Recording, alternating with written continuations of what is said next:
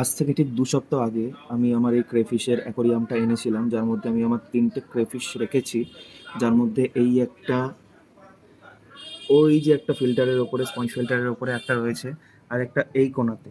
তো এই ৩ টের মধ্যে এটা হচ্ছে ফিমেল, আর এইটা হচ্ছে ফিমেল, আর ওপরের ওইটা যেটা ফিল্টারের ওপরে রয়েছে সেটা হচ্ছে মেল ক্রেফিশ।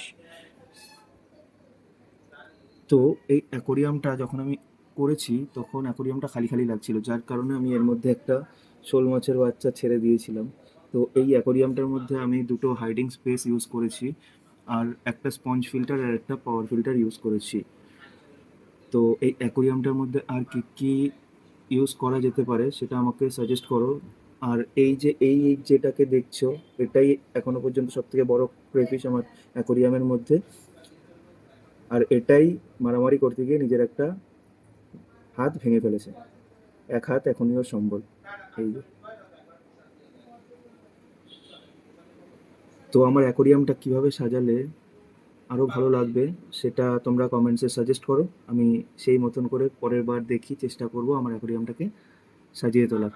তো দেখা হচ্ছে পরের ভিডিওতে। ততক্ষণ পর্যন্ত টাটা।